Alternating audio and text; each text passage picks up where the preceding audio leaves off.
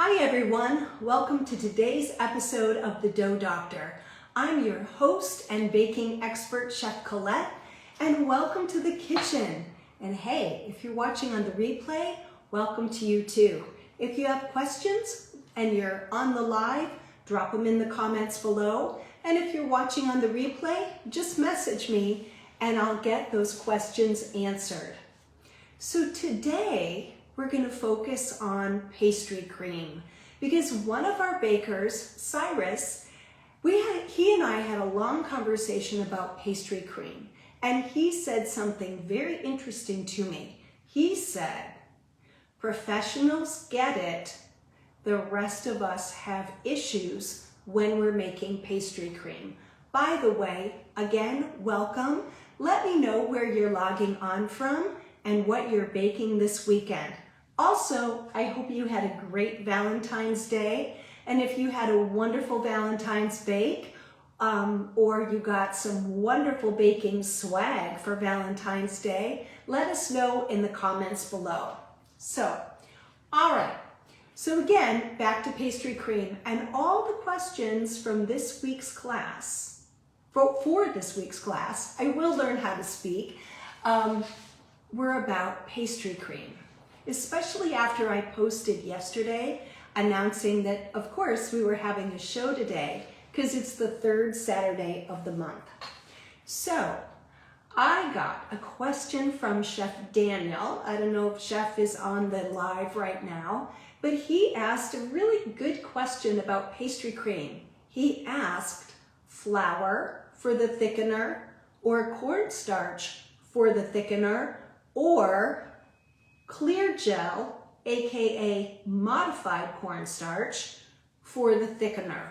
Well, that's process of elimination. Clear gel, modified cornstarch, no.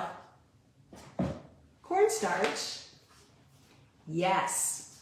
And regular flour, no. And for very good reason. It was a great question, Chef. But here's the reason why bakers, we want to use cornstarch when we're making pastry cream, or as it's known by its French name, crème pâtissière, or as they say on the Great British Baking Show, crème pat, all right? It's all the same stuff. We use it in fruit tarts, we use it in pâte à choux, we can make a pudding out of it, put a pin in that, more about that later. But cornstarch is the thickener that we want to use because it's less dense than flour. It thickens up quickly. So because it's less dense, we use less of it. And that's very helpful. We always had to use, back in the day, now cornstarch has been around since 1842, and it was originally invented, but it was originally thought that it would be used as a laundry starch, and then lo and behold, some cook or chef along the way figured out that it thickened liquids quickly and efficiently.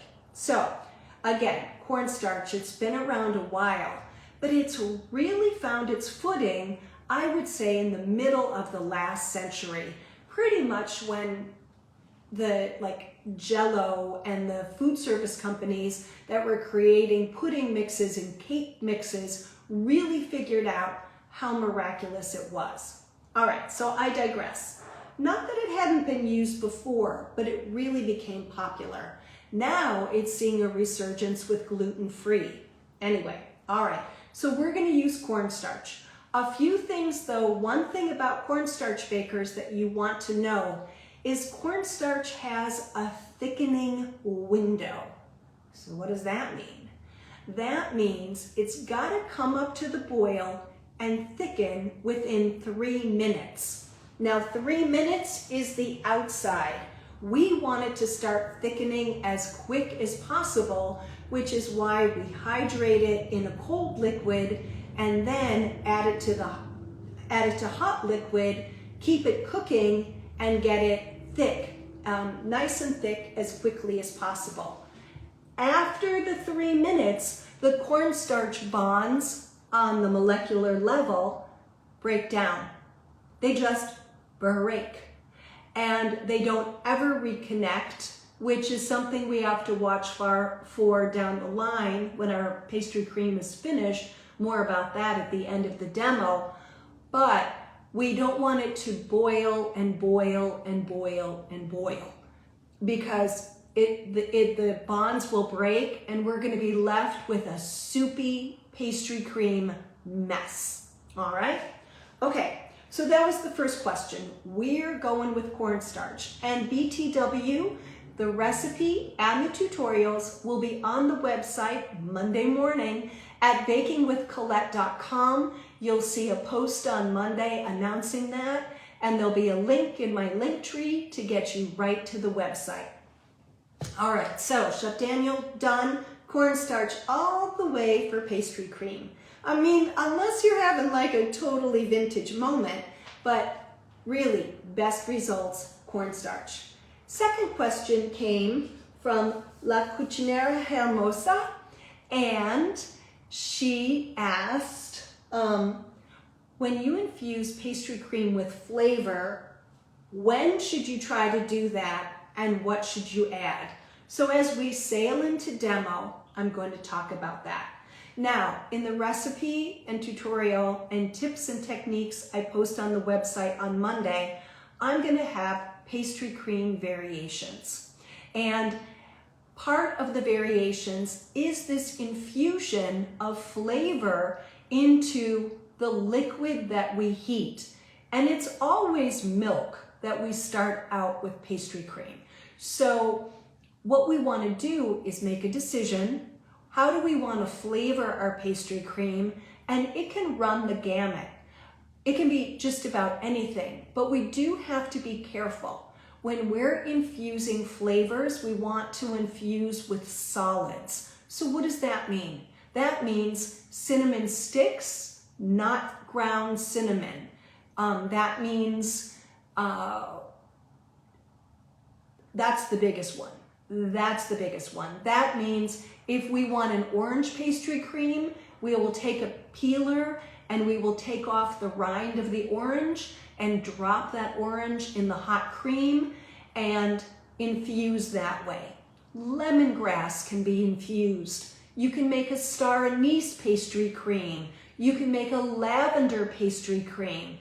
And the thing with these infusions, we're going to strain them out. So they're not going to show up in your finished pastry cream, but what they can do is subtly give the pastry cream some wonderful elusive flavor. You could do coffee grounds, or not coffee grounds, that's funny, coffee beans, whole nuts, kefir lime leaves. Like, the sky is really the limit. And if you have a question, if you have a particular pastry cream you're dreaming about, let's say you want to do a mango tart with a kefir lime pastry cream, and you have questions, you can always message me. And then Jolander do the same. That's how I make my citrus pie. Exactly. So once we learn the technique and we really see it, then we can get creative. So the infusion is going to happen with the milk. And one more thing, bakers, one more thing that I want to tell you. I want to talk a little bit about this infusion process, because when we're working with solids, when we're working with a cinnamon stick, when we're working with kefir lime, and let me just show you, just put it, wait 1 second. Okay.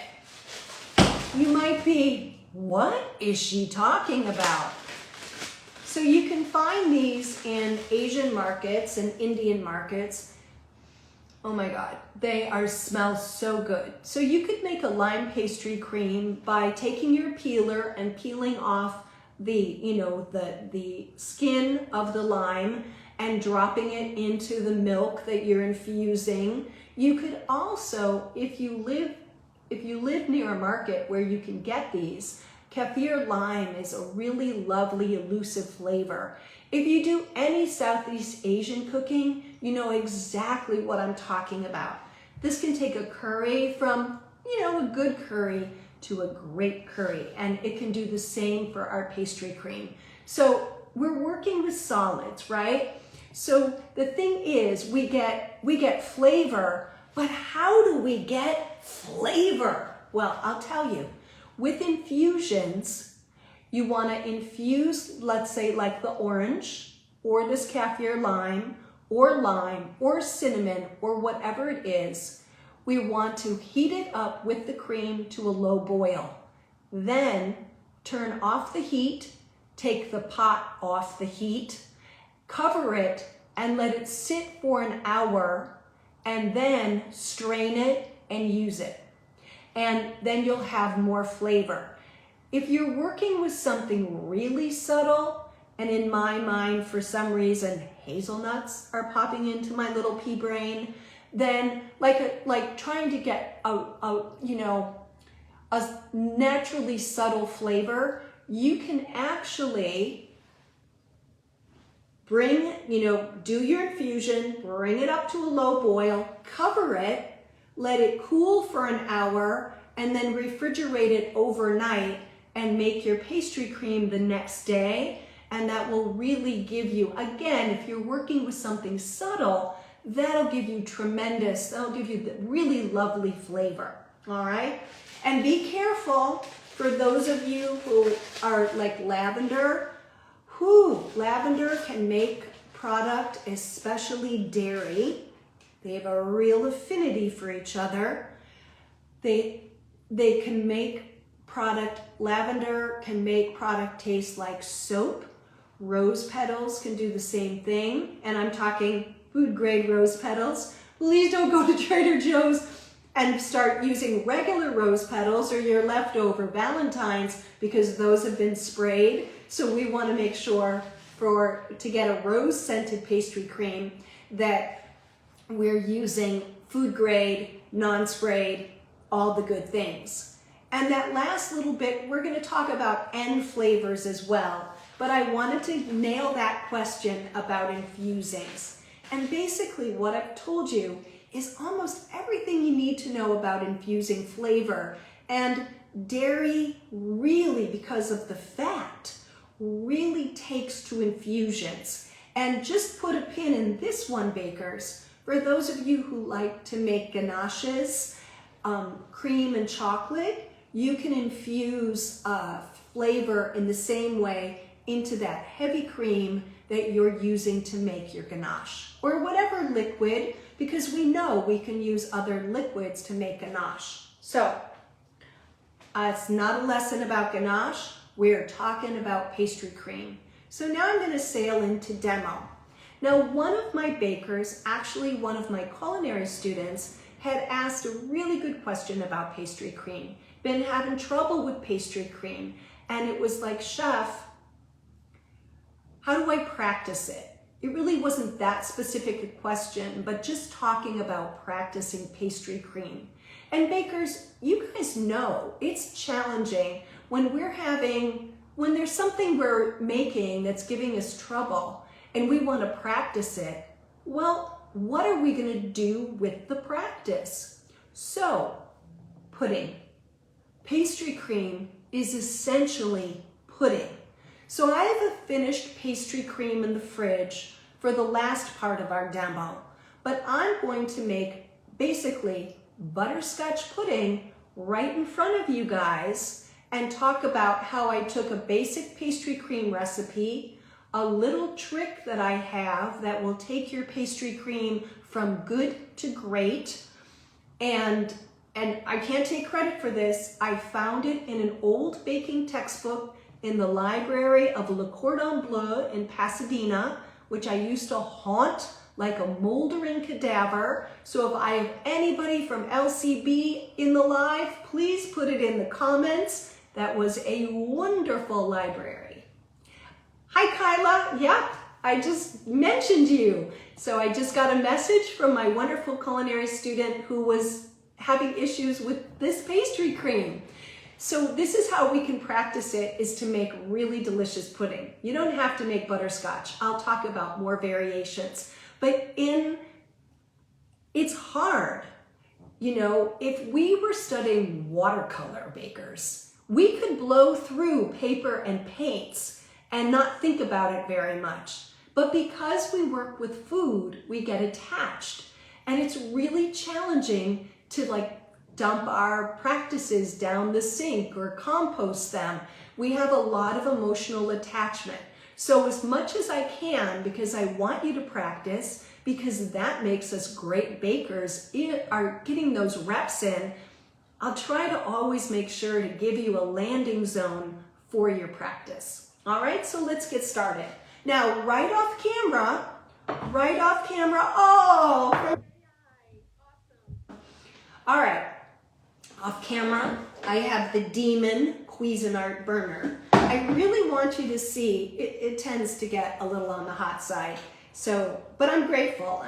So I'm gonna get it heated up and I'm gonna talk about what I have and what's going on here. And again, how to take that pastry cream from good to great. When I'm finished, you guys are gonna wanna go to the kitchen and make a batch because I know that your understanding is gonna be, it's gonna go from here to here. That's the goal for today. All right, so off camera, on the big stove behind me, the pastry cream recipe that I'm posting on Monday starts out really normal. Well, that's a lie, but most pastry creams will start with 2 cups of milk, 16 ounces, 454 grams of whole milk. And it makes enough pastry cream to fill like 6 or 8 eclairs, depending on their size, a fruit tart. I have little dishes, little mason jars for my pudding. Not quite sure how many I'm gonna get, probably 2, but you know, it's a good amount of pastry cream. Now, pastry cream only really lasts for 3 to 4 days in the refrigerator because it gets weird after that. Not in a food safe sort of way, but the water begins to separate from the eggs and it doesn't freeze at all. So it's one of those that we end up making, quite, you know, we make it every couple days if we're in a production setting where we're making it. All right. Whew, deep yoga breath. I'm going to reset, because I want to be absolutely clear. So in this recipe, even though it starts out with 2 cups of milk, I separate 3 ounces of that milk out. That would be 85 grams. Because, and you'll see why in just a second. So in the pot, which you can see the corner of in the corner of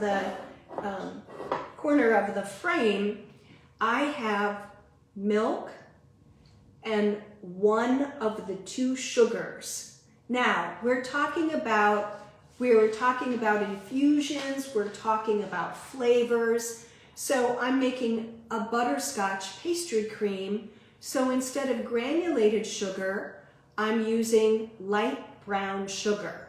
And all these variations are going to be in the blog post that I'm posting on Monday. All right. So I'm using brown sugar, same amount. I've got my milk minus 3 ounces, which is right here in this really cute little measuring cup. All right.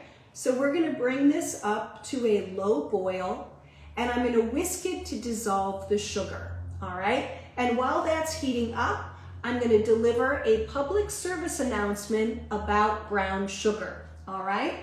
So when you are, I'm sure, you know, this is my brown, I know it's backwards because it's Instagram.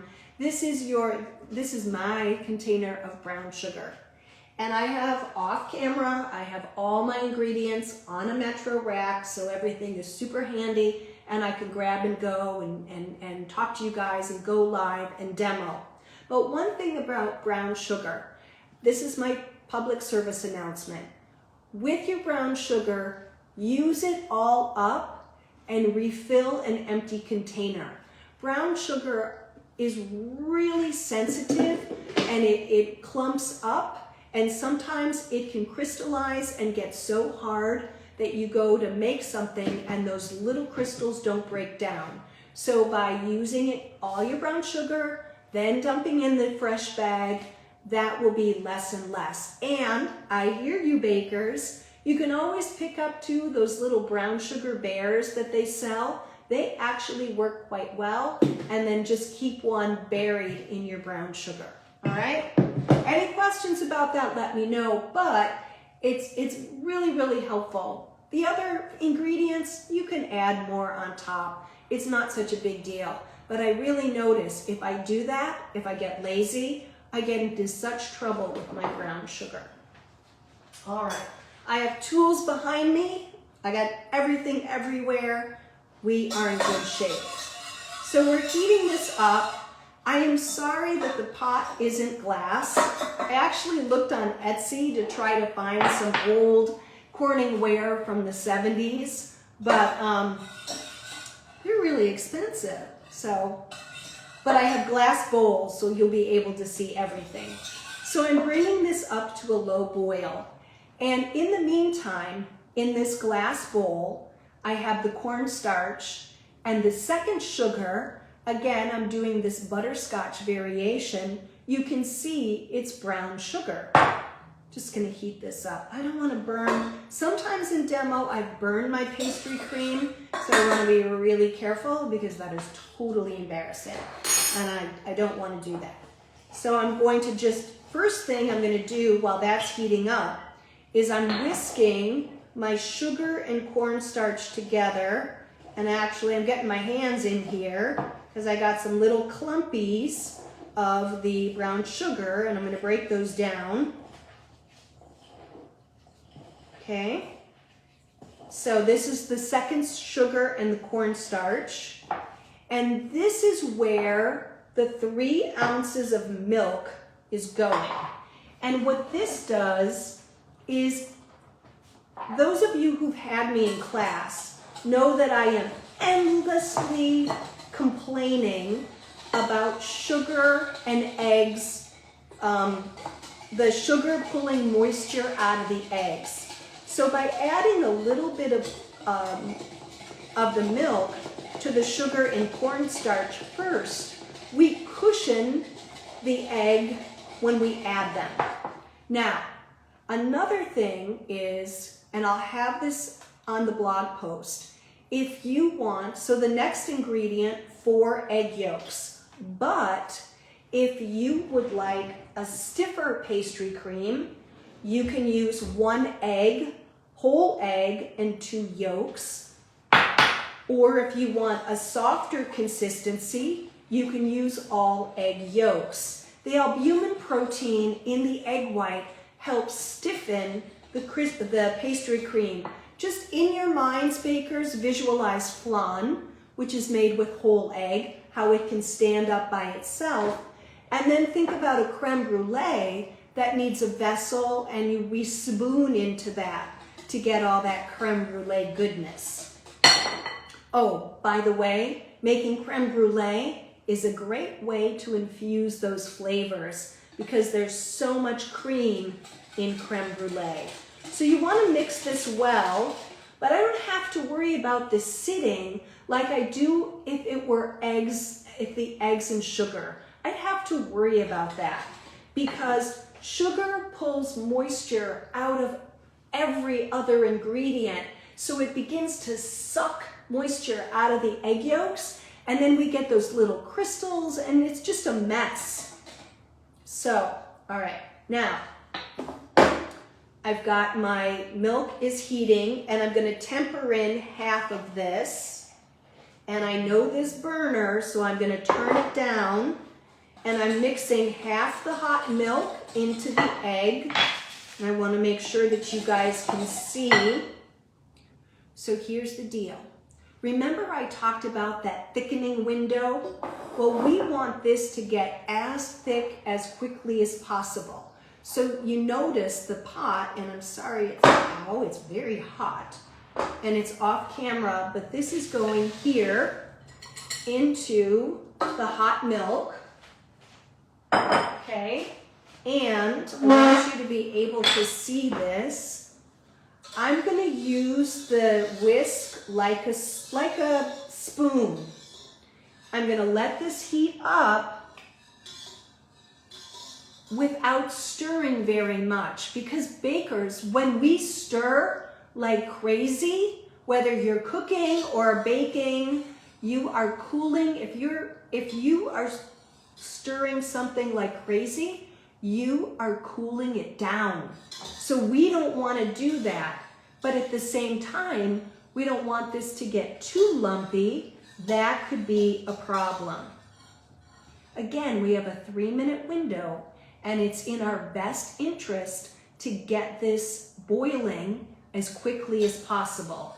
However, it does like to burn, so we got to be careful. We must be careful.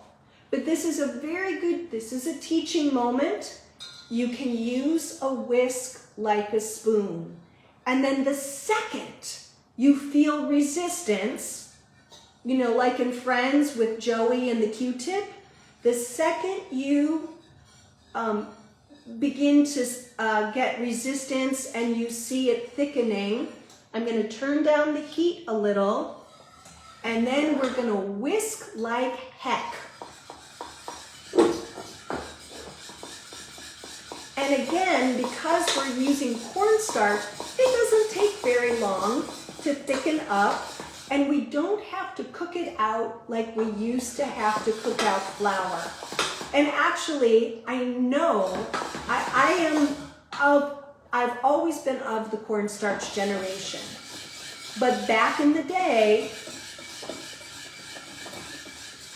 oh, this looks really gorgeous, you guys. Look at that. All right, so I'm gonna just let it go for about, maybe 45 seconds. And you are in control. You can turn the heat up or down.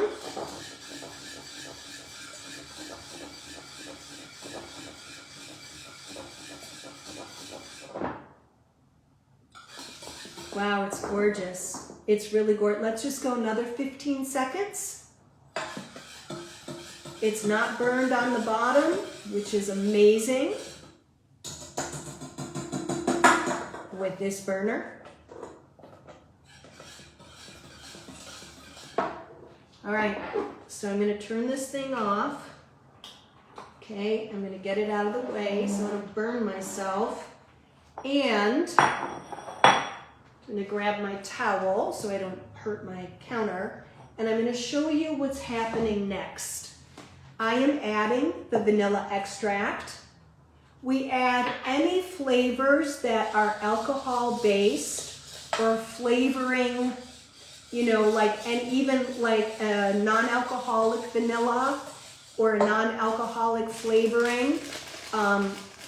We want that to go in when the product has come up, when like the pastry cream or whatever you're making has come off the heat, because no matter what is the base of that extract or flavoring, if the heat will cause it to dissipate and you'll have less flavor.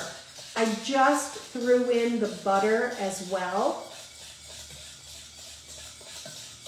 So when you're making a pudding, what you can do, and I actually have seen this done in some tarts as well, which is a very, in a fully baked tart shell, to pour in the pastry cream hot, but you can't use it's a little tricky. Sometimes we want to use a moisture barrier, but for a pudding or a parfait, you can do the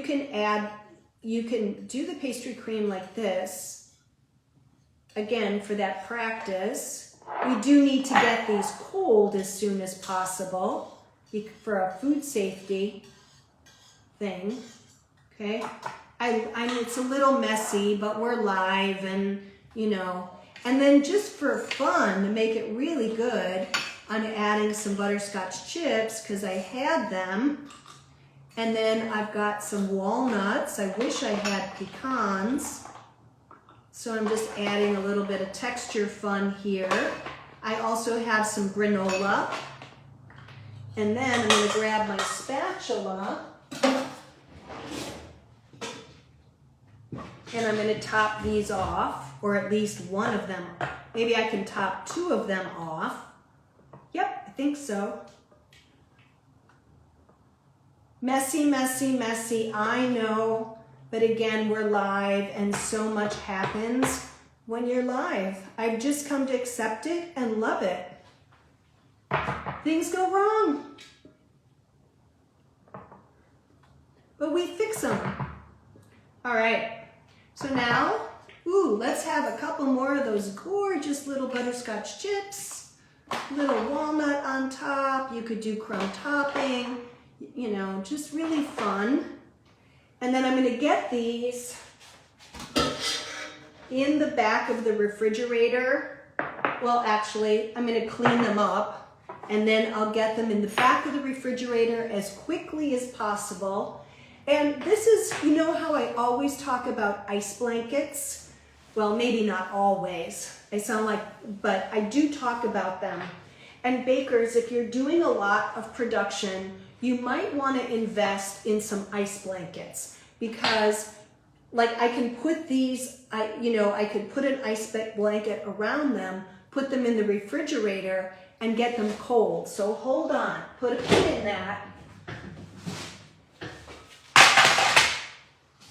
Okay. So here's your pastry cream practice. We have a really yummy, fun butterscotch pudding. And once I get these cold, I'll cover them, because if I don't, they'll form a skin. But I want them, I want to get them cold first.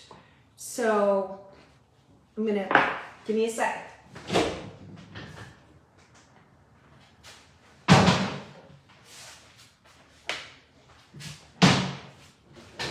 Okay, and so basically from, talking to my culinary student about pastry cream, and trying to think of like how to practice, because again, I know I said this, I repeat myself like a minor bird, it's getting those reps in. That's what builds our confidence as bakers. So there's your really lovely dessert, butterscotch pudding. What did we switch out? So easy. Brown sugar for the granulated sugar. You could use dark brown sugar for a richer flavor. Thank you, PLZ. She says they're not wrong, they're real. They really are. Now you might be like, chef, what about chocolate? Well, you could add 3 to 4 ounces of chocolate chips, either white, milk, or dark chocolate, when the pastry cream comes off the stove, and just let that residual heat melt the pastry cream, and voila, you have chocolate pudding. And if you have infused fresh mint, fresh herbs infuse beautifully into milk and cream, so more ideas. So fresh milk in your cream, and then you've added chocolate in the end, you basically have a thin mint pudding, which is perfect because the Girl Scouts are selling their marvelous cookies right now. And I just got a shout out, Hamu, hi, I'm so glad, thank you for joining. All right, you guys, so now, that was, you saw pastry cream practice. You saw by adding a portion of the milk to the eggs, sugar, and cornstarch, we protect the eggs from the sugar going at it and sucking out the moisture and giving us those nasty little crystals that we don't like. So we learned that. You learned that cornstarch has a thickening window of 3 minutes. You learned how to bring things up to the boil quickly, how to temper, and then how to moderate your heat and just, keep at it, and then how to plate it or how to finish it at the end, especially the practice, and you have a lovely dessert for your family, friends and family. Kind of a casual, fun dessert. So that's what we learned. All right, now, this is the pastry cream that I made earlier. And what I did with this one is when I had added the butter and the vanilla, I poured it onto a plastic wrapped lined sheet pan.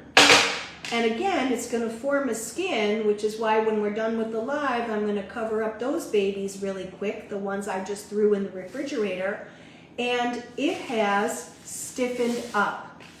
And this is really answers my our baker Cyrus's question, because he was like asking me, how do I break down this gelatinous texture?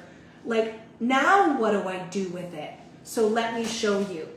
And before I get this out of the way, this is my sturdy little ice blanket. Really helps when you need to cool product down quickly. Okay, I have a glass bowl here, all right? And I'm just gonna do half the pastry cream because I wanna show you how to break it down. Now, when you start with this, you need a spatula. That's a spatula. Not this. This is not a spatula. I love these little guys, but for this, we're gonna start with a real, honest-to-God spatula. So I'm just gonna take half of this and I'm gonna dump it into my bowl, all right? And it looks like Jell-O, right? So here's our final lesson about those cornstarch bonds. So what you're gonna do is you're gonna start in the middle and you're gonna soften the pastry cream. And that's what the pros call it. We need to soften that, we need to soften this. And what that means is you're just gonna take the spatula, you're working from the inside out, and you are getting it smooth and creamy again, all right? So it's really lovely, and if I had some really sexy, gorgeous tartlets baked off, ready, you know, maybe with a lovely chocolate barrier, and I was gonna make some really pretty tartlets, or a lovely fruit tart, or fill some eclairs, I would be good. Do you see? No lumps, just that gentle softening. It didn't take but a minute, right? And I have the whisk on deck, but I didn't go for it. Now, the other thing with this formula is I feel like the ratios are really good. It's a combination of several recipes that I put together in this formula. And I actually created this for one of my Craftsy classes, and it has just really served me just really well. I mean, pastry cream is like chocolate chip cookies. The recipes are so similar, like nobody can really claim to have, oh, I have a new no. It's again, like the chocolate chip cookie, it's all kind of the same recipes. So right? Thank you, YCOR. It does, it's really gorgeous, so we're good. But I realized that on the lives, I don't always show you what goes wrong. And I want to show you what happens. I talked about those cornstarch bonds. So now we know what to do.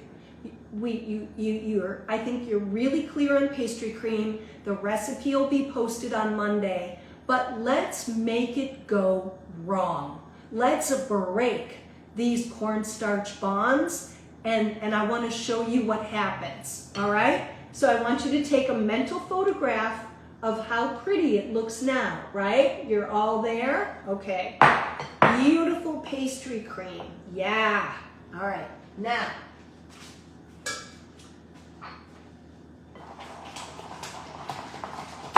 if you really go at it, and wait, I gotta pick it up, it's too noisy.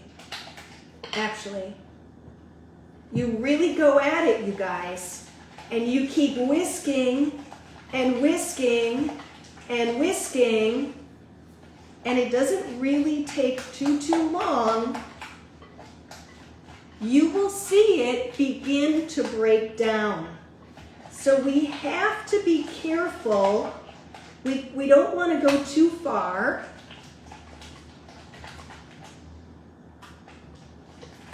But it will begin to soften to the point that if you're using it in a fruit tart or in an eclair, it will ooze out.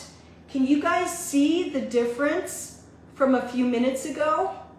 Look at it. See? So those bonds, those starch bonds, I broke them. I broke them. So just be careful. Just take it till it's smooth and pretty, like we did. And then, oh, I got a great question. No, it won't come back together. It won't come back. So the question from YCORT001, our baker is asking, once you break it, if you've not added the fat, will it, if no fat has been added, will it come back? The answer is no, because unlike a normal emulsification, think like a hollandaise sauce or a creme anglaise, the fat is, I'm thinking more like mayonnaise, hollandaise, and where the fat causes the thickening, that emulsification process. Once we break the starch bonds in the cornstarch, it's over. It's absolutely game over. There's no bringing this back. So, excellent question. I really appreciate that because that's a really good point. Because we're smart, right, bakers? And we're like, how can I fix this? I mean, not that you couldn't use it, it's just going to be a little bit on the loose side. So just be careful. And sometimes, and I've worked in plenty of pastry kitchens where stick blenders were really popular because they smooth out glazes and ganaches.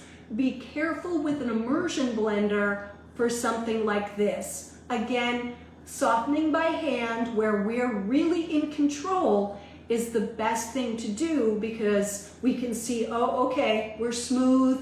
It still has some structure. It'll slice clean. It won't drip out onto my customer's Chanel suit when they bite into an eclair. I mean, I always think of that. I think it's working in the luxury sector. You're always scared to death by things like that. Frivolous as it may sound. Anyhow, so I just wanted to demo. I wanted to, I tell you, I give you a lot of tips and tricks and guardrails, right? But what I want to start doing on the lives, and let me know if you like this. I think you do. You like to see where it goes wrong as well as things going right. So we're going to add that in. I'm really grateful to my baker Cyrus for the questions and the deep dive into pastry cream. And my culinary student Kyla, thank you so much for the questions and getting me to really think about how to get the reps in and end up with something delicious that we can enjoy. And to all of you, I am so grateful for you joining me in the kitchen today. As I've said again, probably third time now, the recipe and tutorial will be on the website at bakingwithcolette.com on Monday, and there'll be an Instagram post reminding you that it's there. All right, you guys, thank you so much. It was such a pleasure. Have a great rest of your day and bake something beautiful this weekend, right? Bake it sweet. Bye.